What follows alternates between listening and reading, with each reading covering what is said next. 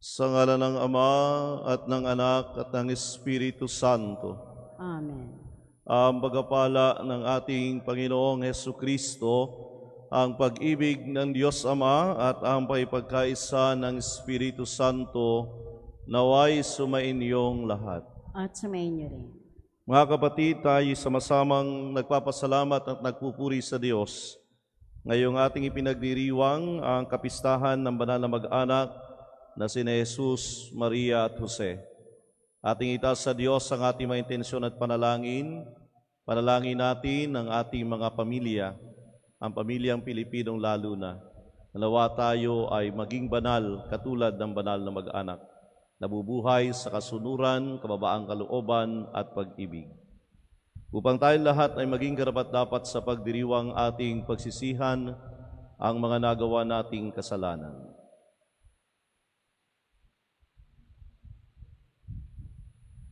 Inamin ko sa makapangyarihang Diyos at sa inyo mga kapatid na lubha akong nagkasala sa isip, sa salita at sa gawa, sa aking pagkukulang.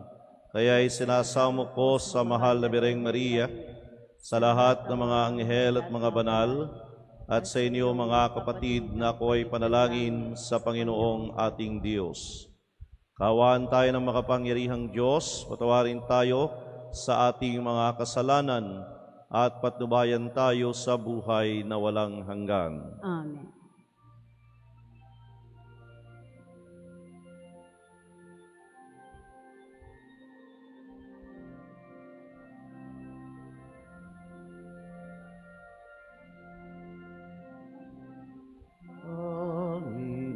Panginoon, maawa ka. Panginoon, maawa ka. Kristo, maawa ka. Kristo, maawa ka. Panginoon, maawa ka. Panginoon, maawa ka. Papuri sa Diyos sa kaitaasan.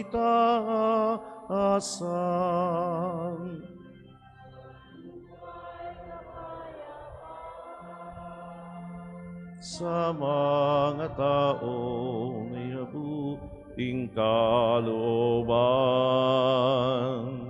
pinupuri ka namin, dinarangal ka namin, sinasamba ka namin, niluluwalhati ka namin, pinasasalamatan ka namin, dahil sa dakila mo ang ikapurihan.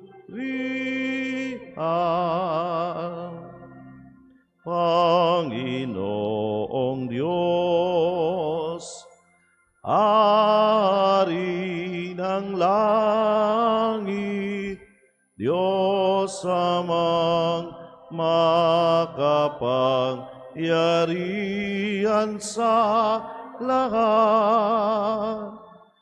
Panginoong Hesukristo, bugtong na anak. Panginoong Diyos, Kordero ng Diyos, anak ng Ama. Ikaw na nag-aalis ng mga kasalanan ng sanlibutan, maawa ka sa amin. Ikaw na nag-aalis ng mga kasalanan ng sanlibutan.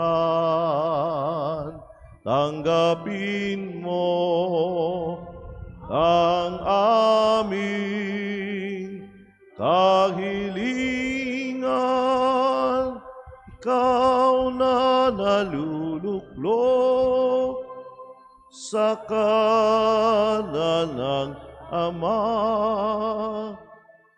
Maawa ka sa amin. Pagkat ikaw lamang ang banal, ikaw lamang ang Panginoon, ikaw lamang, O Jesucristo, ang kataas-taasan, kasama ng Espiritu Santo, sa kaluwalhatian ng Diyos Ama.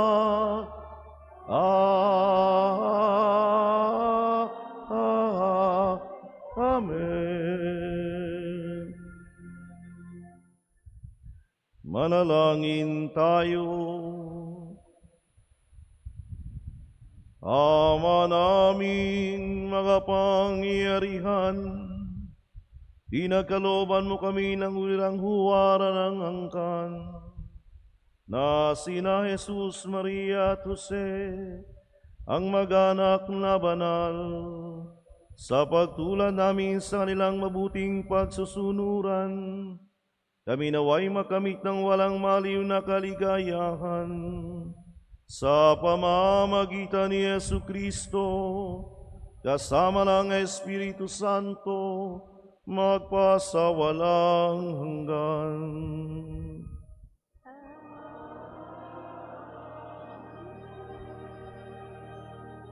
Magsiupo na po ang lahat. Pagbasa mula sa aklat ng Henesis. Si Abram ay nagkaroon ng isang pangitain. Narinig niyang sinabi sa kanya ng Panginoon, Abram, huwag kang matatakot ni mangangamba man. Kalasag mo ako, kita'y iingatan, at ikaw ay aking gagantimpalaan. Ngunit sinabi ni Abram, Panginoon, ano pang gantimpala ang ibibigay mo sa akin? Wala naman akong anak. Wala akong tagapagmana, kundi si Eleazar na taga Damasco. Hindi mo ako pinagkalooban ng anak, kaya isa kong alipin ang magmamana ng aking ari-arian. Sinabi ng Panginoon, hindi alipin ang magmamana ng iyong ari-arian. Anak mo ang magmamana. At inilabas siya nito at sinabi sa kanya, Masdan mo ang mga bituin. Mabibilang mo ba ang mga iyan? Ganyan karami ang magiging anak mo at apo. Nanalig si Abram, at dahil dito'y kinalugdan siya ng Panginoon. Nilingap ng Panginoon si Sara at tinupad ang kanyang pangako. Ayon sa sinabi ng Diyos, si Sara ay nagdalang tao at nanganak ng lalaki, bagamat matanda na noon si Abraham. Isaac ang ipinangalan ni Abraham sa kanyang anak. Ang salita ng Diyos.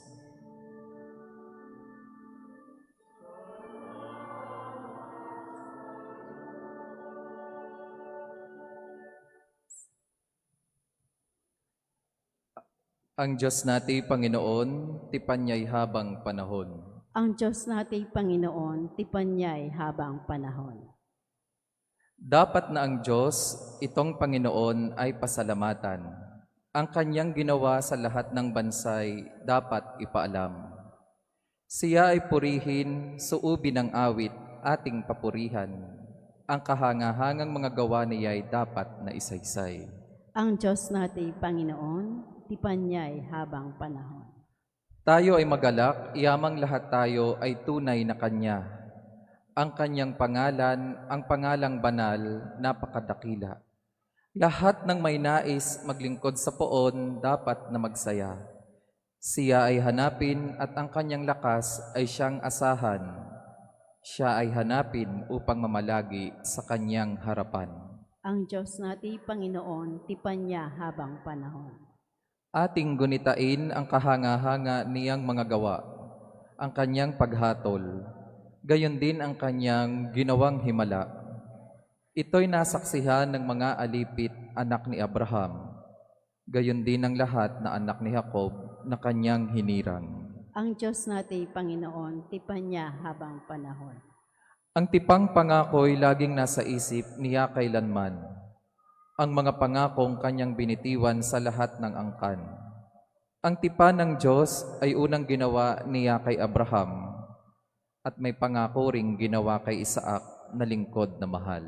Ang Diyos natin, Panginoon, tipan niya habang panahon.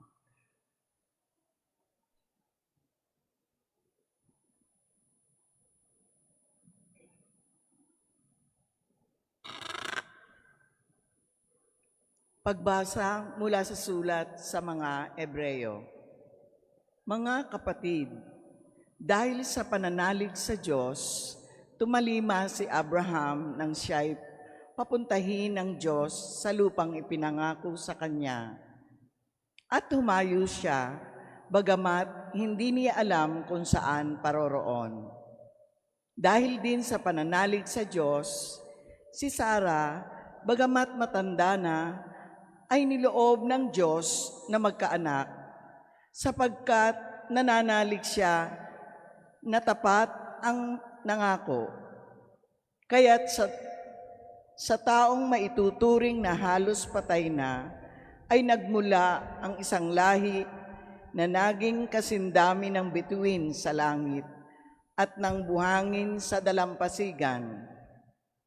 At nang subukin ng Diyos si Abraham, pananalig din ang nag-udyok sa kanya na ihandog si Isaac bilang hain sa Diyos. Handa niyang ihandog ang kaisa-isa niyang anak.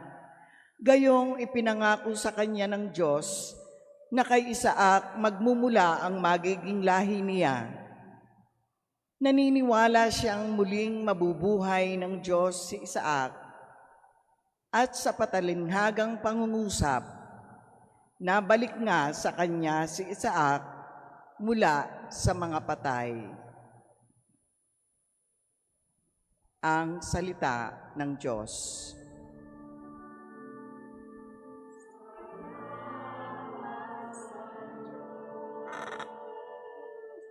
Magsitayo na po ang lahat.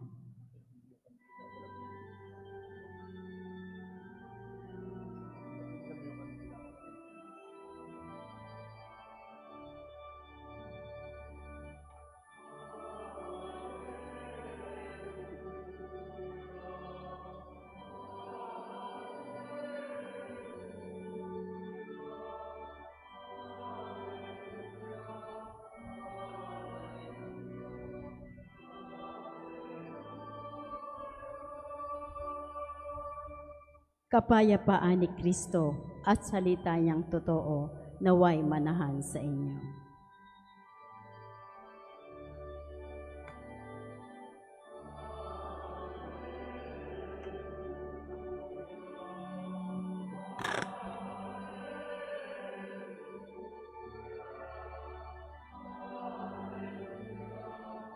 Hallelujah, hallelujah. Sumainyo ang Panginoon.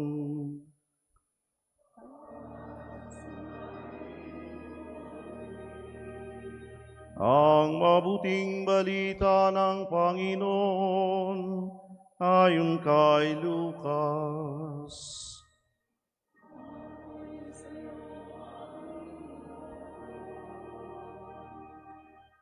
Nang dumating ang araw ng paglilinis sa kanila, Ayon sa kautusan ni Moises, dinala si Jesus ng kanyang mga magulang sa Jerusalem upang iharap sa Panginoon sapagat ayon sa kautusan, ang bawat panganay na lalaki ay nakatalaga sa Panginoon. At naghandog sila ayon sa hinihingi na kautusan ng Panginoon, mag-asawang bato-bato o dalawang inakay na kalapati. May isang tao noon sa Jerusalem, ang pangalay Simeon, matapat at malapit sa Diyos ang lalaking ito at naghihintay sa katubusan ng Israel. Sumasa kanya ang Espiritu Santo na nagpahayag sa kanya na hindi siya mamatay hanggat hindi niya nakikita ang Mesiyas na ipinangako ng Panginoon. Sa patnubay ng Espiritu, pumasok siya sa templo at nang dalhin doon ng kanyang mga magulang ang sanggol na si Jesus upang gawin ang hinihingi ng kautusan sa ikinalong ni Simeon. Ito'y nagpuri sa Diyos na ang wika, "Kunin mo na, Panginoon, ang iyong abang alipin ayon sa iyong pangako. Yamang nakita na ng aking mga mata ang iyong pagliligtas na inihanda mo para sa lahat ng bansa. Liwanag itong tatanglaw sa mga hintil at magbibigay karangalan sa iyong bayang Israel." Namangha ang ama't ina ng sanggol dahil sa sinabi ni Simeon tungkol sa kanya. Binasbasan sila ni Simeon at sinabi kay Maria, "Tandaan mo, ang batang ito'y nakatalaga sa kapapahamak o ikaliligtas ng marami sa Israel. Isang tanda mula sa Diyos, ngunit hahamakin ng marami, kaya't mahayag ang kanilang iniisip. Dahil diyan, ang puso mo'y para ring tinarakan ng isang balaraw." Naroon din sa templo ang isang propetang babae na ang pangalay Ana, anak ni Phanuel na mula sa lipi ni Aser. Siya'y napakatanda na, 7 taon lamang sila nagsama ng kanyang asawa nang siya'y mabalo. At ngayon, 84 na taon na siya. Lagi siya sa templo at araw-gabi sumasamba sa Diyos sa pamagitan ng pag-aayuno at pananalangin. Lumapit siya ng oras ding iyon at nagpasalamat sa Diyos. Nagsalita rin siya tungkol kay Jesus sa lahat na naghihintay sa pagpapalaya ng Diyos sa Jerusalem. Nang maisagawa na nila ang lahat ng bagay ayon sa kautusan, bumalik na sila sa kanilang bayan sa Nazaret, Galilea. Ang bata'y lumaking malakas, marunong at kalugod-lugod sa paningin ng Diyos. Ang mabuting balita ng Panginoon.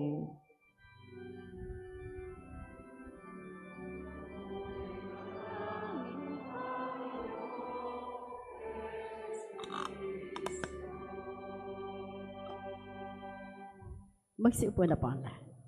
Magandang umaga po sa inyong lahat at maligayang Pasko. Batiin naman ninyo ang inyong katabi ng maligayang Pasko.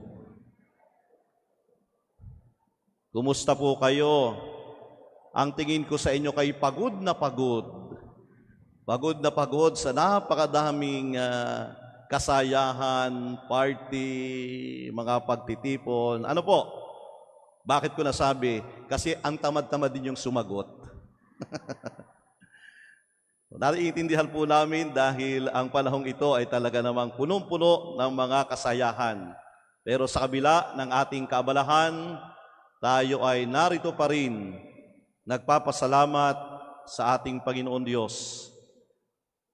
At tamang-tama kasi ngayon po ay kapistahan ng banal na mag-anak na sina Jesus, Maria at Jose. Kapag sinabi nating mag-anak, siyempre na doon yung magulang, saka ang kanilang mga anak. Sino po ang narito nakasama ang mag-anak? Taas nga po ang kamay. Yan, taas ang kamay ng mga mag-anak. Kasama ang anak ha? Yan, hindi asawa lamang. Dapat kasama ang anak at ang asawa.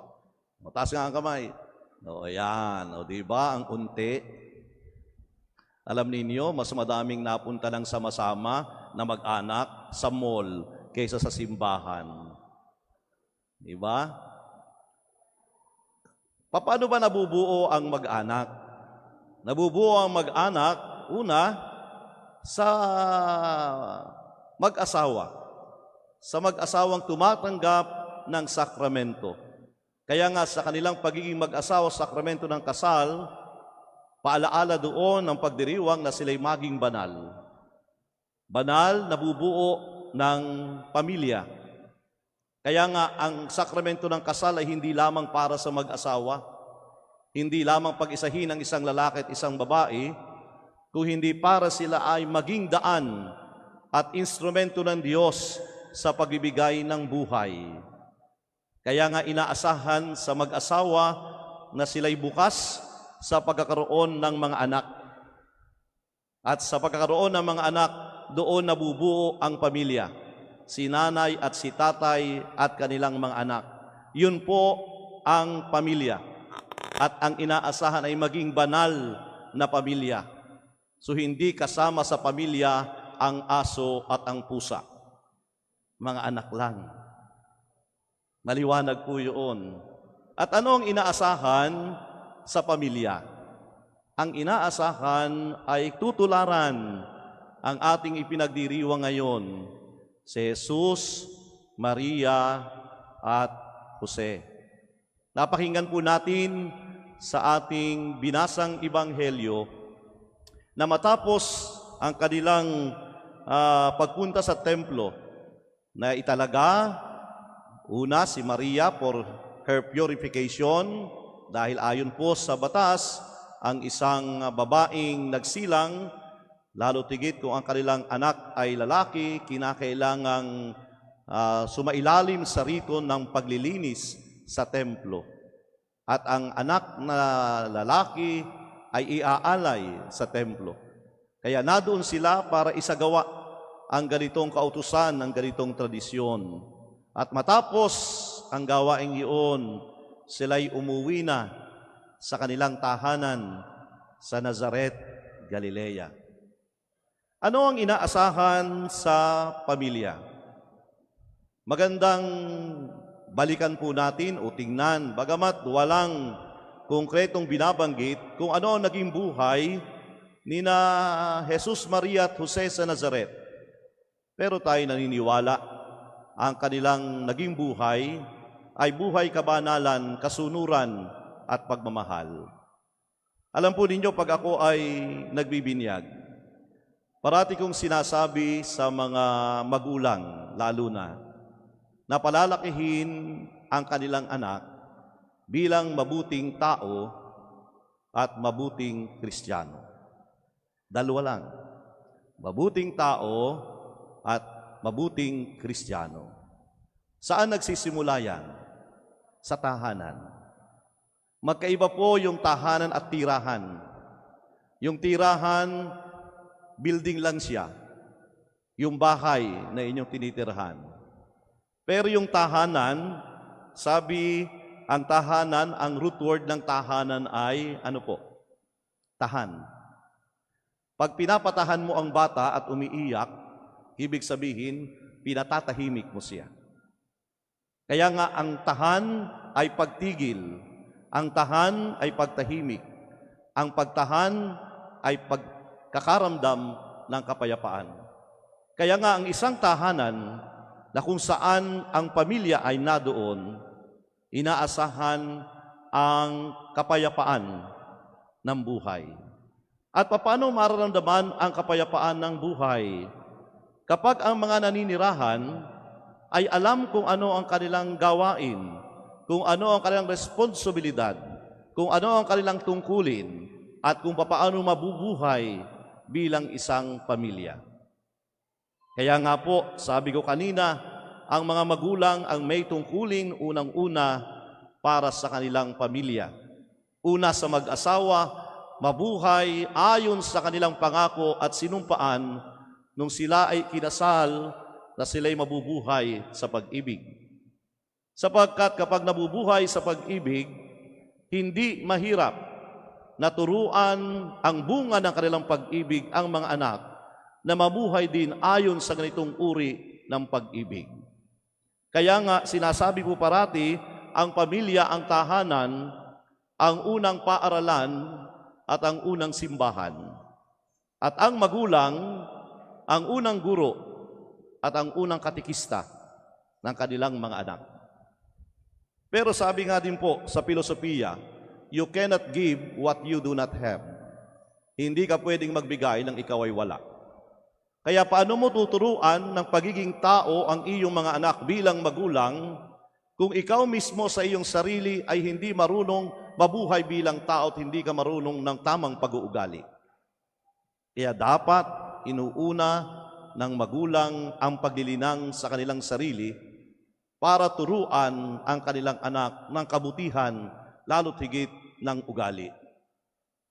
Paano matututo ng mabuting ugali ang anak kung kayong mag-asawa'y nagmumurahan sa isa't isa at nagsasalita ng hindi maganda?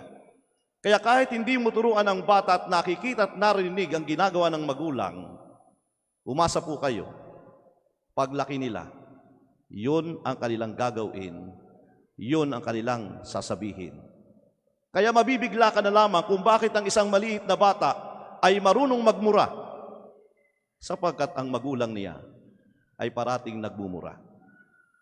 Huwag kang mabibigla kung bakit ang bata ay marunong manakit ng kapwa at kalaro, sapagkat nakikita niya sa kanyang mga magulang na sinasaktan ang isa't isa. Kaya kung meron kayong ipapakita po at ituturo sa inyong anak sa isang tahanan at pamilya, ito'y walang iba kung hindi ang pag-ibig, upang sila ay lumaki na may tamang pag-ibig, tamang pag-uugali, tamang pamumuhay. Kaya huwag niyong sisihin ang inyong anak, sisihin ninyo ang inyong sarili, sapagkat nagkulang kayo sa pagtuturo ng tamang pag-uugali bilang tao. Pangalawa, bilang Kristiyano, kung mayroong unang magtuturo ng pananampalataya sa mga bata para mabuhay sa pamilya ang pag-ibig sa Diyos, ito po ay nakasalalay sa magulang. Kaya nga kung inyo po babalikan nung kayo ikinasal, kayo po ay tinuturuan, kayo ay sineseminar, para merong maituro kayo sa isa't isa at lalo't higit may maituro sa inyong mga anak. Ang problema po kung minsan akala ang seminar ay pampahaba lamang ng preparasyon. Kung minsan hindi sineseryoso ang seminar. Basta't nadun lang pero hindi nakikinig at hindi pinagninilayan. Kaya ano ang nangyayari? Pag nagkaroon na ng anak, hindi alam kung ano ang gagawin kasi hindi pinahalagahan yung paghahanda. Gusto agad kasalan. Gusto agad magawa yung kanilang hinahangad. Pero yung tungkulin na maging daan ng pagiging Kristiyano na kapwa, hindi po nagagampanan. At pag ang bata'y lumalaki, ano ang nangyayari? Anong itinuturo ng magulang? Sumayaw, kumanta, mag-TikTok, gumamit ng cellphone.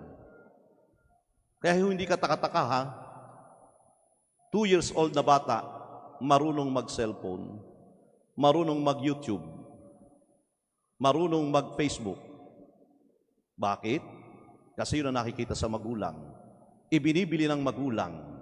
May pa-birthday, may pa-Christmas, bagong cellphone, 2 years old. Anong ituturo mo dapat? Pananampalataya. Para sa kanilang paglaki, kilala nila ang Diyos, kilala nila ang kanilang tungkulin, alam nila ang dasal. Pagdasalin mo ang isang bata kung marunong, hindi ho marunong. Pakantahin mo, pasayawin mo ng yo-yo-yo-yung yaan. Sayaw na sayaw. Di po ba? Sino may kasalanan? Huwag niyong ituturo sa katikista, huwag niyong ituturo kay Father, ituro niyo sa inyong sarili. Sapagkat magulang ang unang katikista. Kaya kung gusto po ninyo na maging banal ang inyong pamilya, yun lang ang kailangan. Maging tapat sa sakramento na inyong tinanggap sa sakramento ng kasal at maging tapat sa inyong tungkulin bilang magulang na palalakihin ang mga bata bilang tao, mabuting tao at mabuting Kristiyano. Yun ang susi sa pagiging banal na pamilya na nagsisimula sa tahanan. Tularan natin si Maria, si Jose, si Jesus. Nabuhay bilang isang simpleng pamilya sa kanilang tahanan sa Nazaret. Nabubuhay na may pagmamahal, kasunuran sa Diyos. Dahil ang kanilang tahanan ay naging paaralan ng mabuting tao at ng mabuting tagasunod ng Diyos. Sana po ito rin ang ating pagsumikapan sa ating mga tahanan upang bilang pamilya din ng Diyos, maramdaman ng bawat isa ang pagmamahal ng Diyos sa bawat pamilya at tahanan.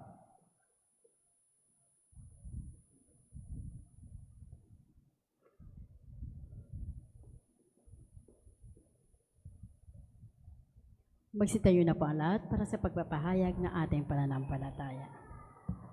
Sumasampalataya ako sa isang Diyos amang makapangyarihan sa lahat, na may gawa ng langit at lupa, ng lahat na nakikita at di nakikita. Sumasampalataya ako sa isang Panginoong Kristo, buktong na anak ng Diyos, sumilang sa Ama bago pa ng kapanahon. Diyos buhat sa Diyos, liwanag buhat sa liwanag. Diyos totoo buhat sa Diyos totoo, sumilang at hindi ginawa. Kaysa ng Ama sa pagka-Diyos at sa pamamagitan niya ginawa ang lahat. Dahil sa ating mga tao, dahil sa ating kaligtasan, siya ay nanawag mula sa kalangitan. Nagatawan tao siya lang ng Espiritu Santo, kay Maria ang Birhen at naging tao. Pinako sa krus dahil sa atin. Nagpakasakit sa atolipon sa Pilato, namatay at nilibing. Muli siya nabuhay sa 3 araw ayon sa banal na kasulatan. Umakyat siya sa kalangitan, lubuklok sa kanan ng Amang may kapal. Parito siyang muli na may dakilang kapangyarihan upang kumaan ng mga buhay at mga patay. Sumasampalataya ako sa Espiritu Santo, Panginoon at nagbibigay buhay, na gagaling sa Ama at Anak. Sinasamba siya at pinararangalan, kaysa ng Ama at ng Anak, nagsalita siya sa pamamagitan ng mga propeta. Sumasampalataya ako sa isang banal na simbahang Katolika at Apostolika, gayon din sa isang binyag sa ikapagpapatawad ng mga kasalanan, at inihintay ko muli pagkabuhay ng kamatay at ang buhay na walang hanggan. Amen. Mga kapatid, si Jesus ay dinala ni Maria, Jose at sa templo sa Jerusalem upang ialay sa Diyos. Taimtim nating idulog sa Diyos ang ating kahilingan, ang ating tugon. Ama, dinggin mo kami. Ama, dinggin mo kami. Upang ang simbahan ay palaging makaganap sa kanyang misyon na ipalaganap ang Ebanghelyo at ipahayag ang kaligtasan sa lahat ng tao, manalangin tayo sa Panginoon. Ama, dinggin mo kami. Upang ang pamahalaan ay maging huwaran sa pagsunod sa kalooban ng Diyos at mamuhay ng may tunay na pagmamalasakit sa kapwa, sa kalikasan, manalangin tayo sa Panginoon. Ama, dinggin mo kami. Upang ang mga may sakit at nahihirapan sa buhay ay manatiling masunurin at nagtitiwala sa Diyos, manalangin tayo sa Panginoon. Ama, dinggin mo kami. Upang ang mga pamilya tulad ni na Jose, Maria at Jesus ay matularan ng lahat bilang halimbawa ng pagiging masunurin sa alituntunin ng Diyos, manalangin tayo sa Panginoon. Ama, dinggin mo kami.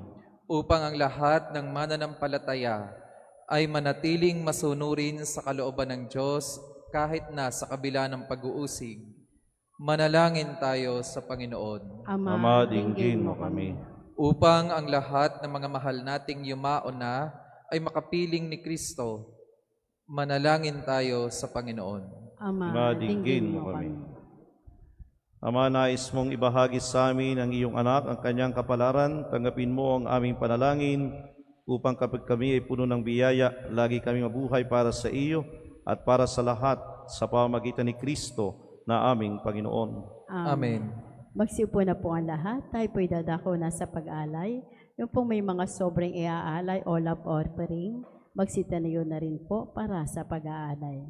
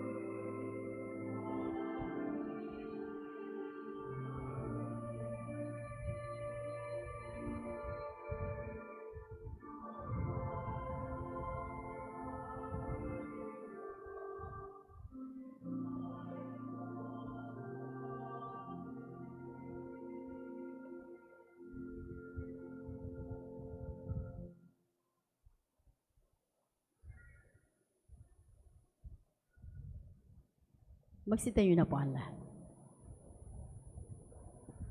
Manalangin kayo mga kapatid upang paghahain natin ay kalugdan ng Diyos amang makapangyarihan. Tanggapin nawa ng Panginoon paghahain sa iyong mga kamay, sa kapurihan niya at karangalan sa ating Panganabangan at buong sambayan ng banal. Ama naming lumikha, sa pagganap naming sahain ng paipagkasundo, kami nawa'y tuwanga na mahal na Birhen at ni San Jose sa aming pagdalangin para maging matatag ang mga mag-anak sa iyong kagandahang loob at kapayapaan sa pamamagitan ni Jesucristo kasama ng Espiritu Santo magpasawalang hanggan.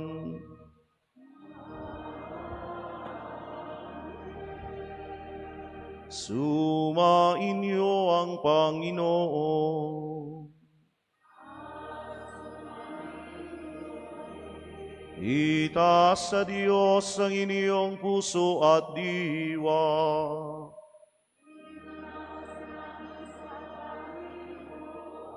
Pasalamatan natin ang Panginoong ating Diyos.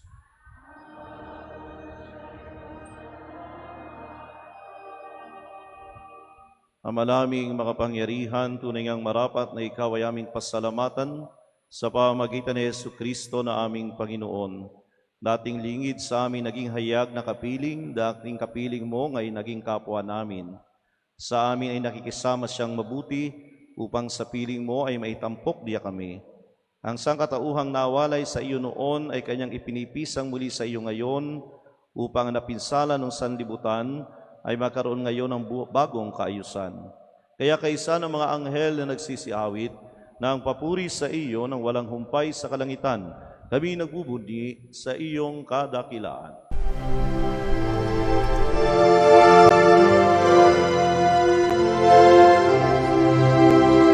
Santo, Santo, Santo, Panginoong Diyos makapangyarihan, napupuno ang langit at lupa ng kalwalhatian mo. Hosana sa kaitaasan, pinagpalang na paririto sa ngalan ng Panginoon. Hosana sa kaitaasan.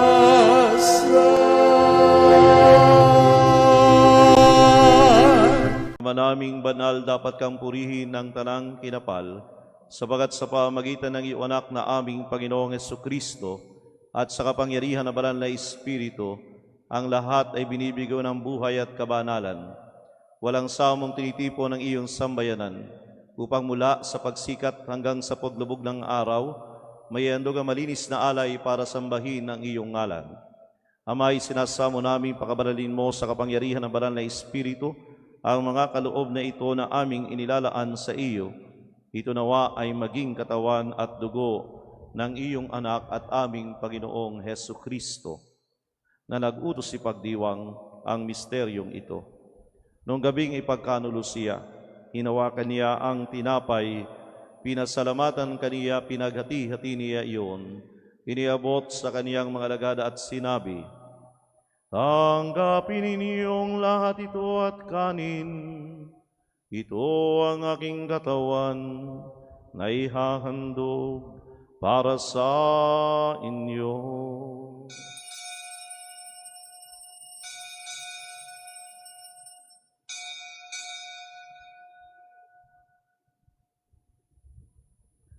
Kaya hindi naman nung matapos ang hapunan, hinawakan niya ang kalis, muli kaniyang pinasalamatan. Iniabot niya ang kalis sa kaniyang mga alagad at sinabi, "Tanggapin ninyong lahat ito at inumin. Ito ang kalis ng aking dugo, ng bago at walang hanggang tipan. Ang aking dugo na ibubuhos para sa inyo at para sa lahat, sa ikapagpapatawad ng mga kasalanan. Gawin ninyo ito sa pag-alaala sa akin."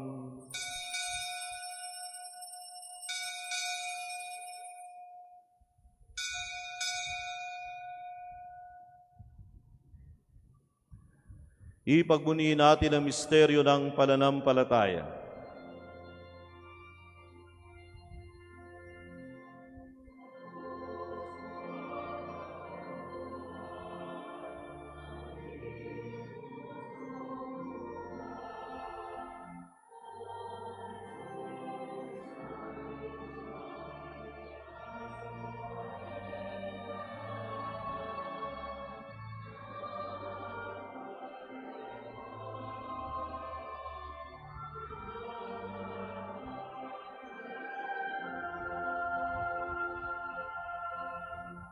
Ama, ginugunita namin ang pagkamatay ng iyong anak na sa amin nagligtas, gayon din ang kanyang muling pagkabuhay at pagakyat sa kalangitan.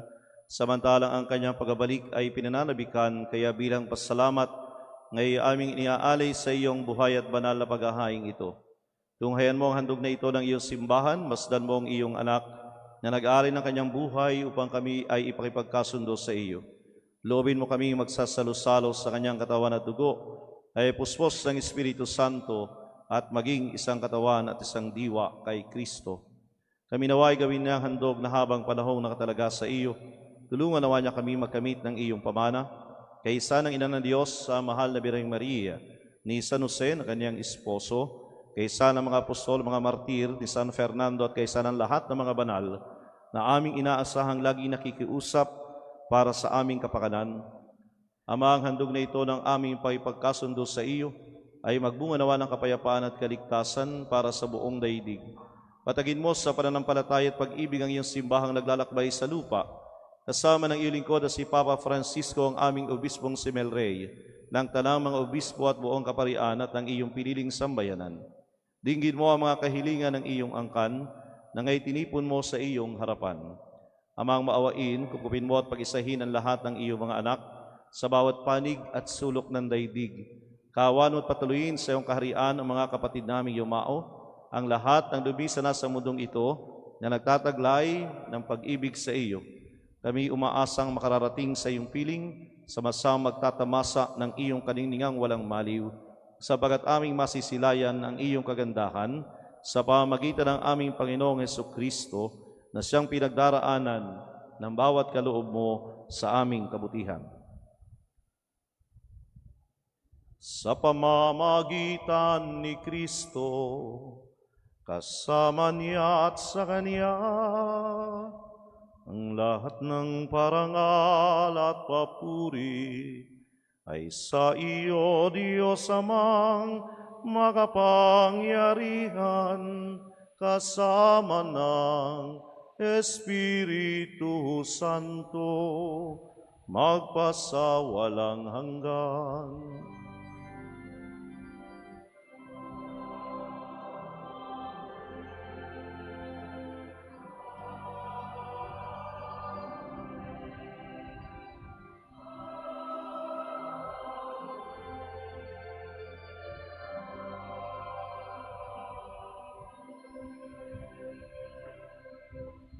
Magsitayo na po ang lahat. Bilang nagkakaisang mga anak ng Diyos, sama-sama tayong tumawag sa ating Ama sa Langit.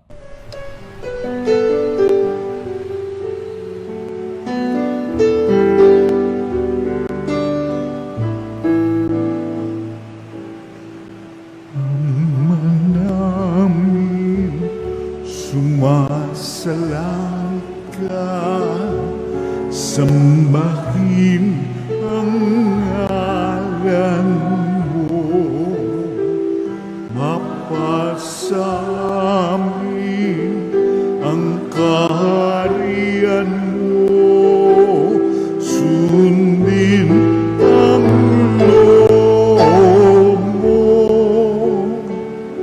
dito sa lupa para nang sa langit. Bigyan mo po kami ngayon ng aming kakanin sa araw-araw at patawarin mo kami sa aming mga sala para ng pagpapatawa namin sa nagkakasala sa amin, at huwag mo kaming ipagdulot sa tukso, at yadya mo kami sa lahat ng masama.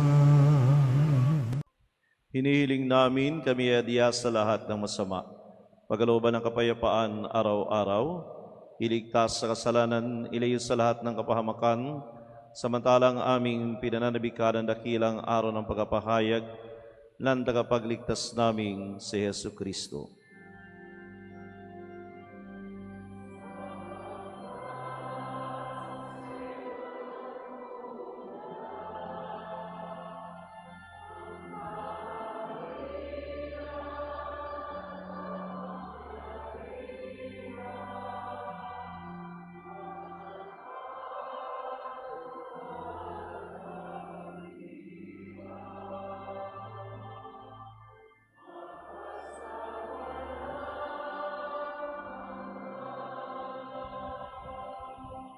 Panginoong Jesucristo, sanayin mo sa iyo mga apostol, kapayapaan ang iniiwan ko sa inyo, ang aking kapayapaan ang iniiwan ko sa inyo.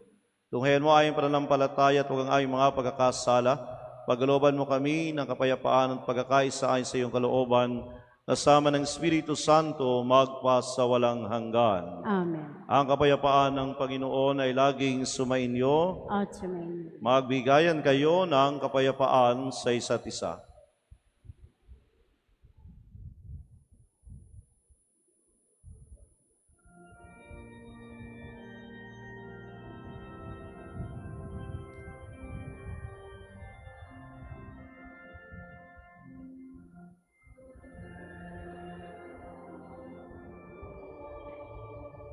Nanagalis mga kasalanan ng sanlibutan, maawa ka sa amin, Kordero ng Diyos na nag-aalis.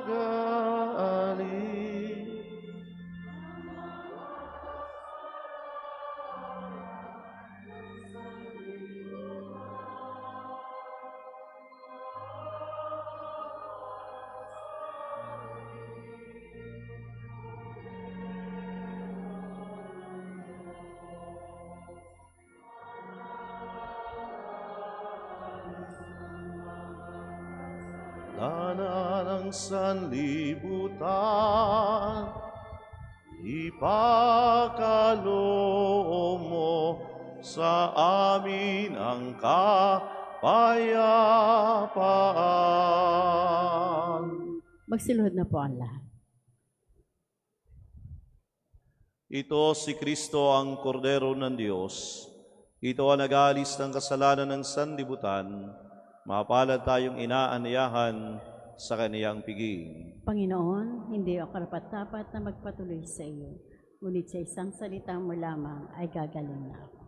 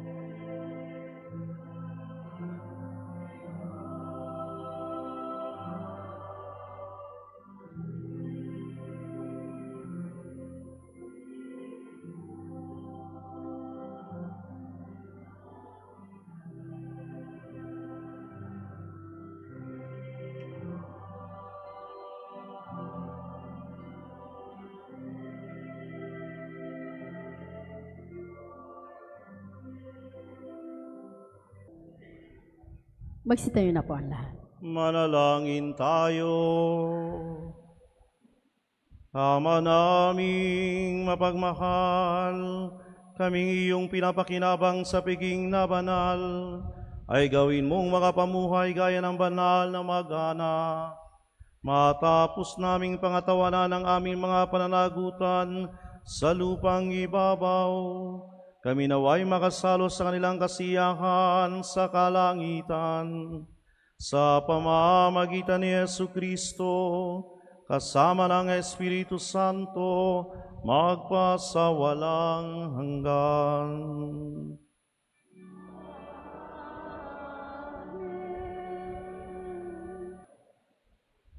Sumainyo ang Panginoon At sumayin at pagpalain kayo ng makapangyarihang Diyos, Ama, Anak, at Espiritu Santo. Amen. Sa ating pagriwang, humayo kayo sa pag-ibig ng Diyos. Salamat sa Diyos.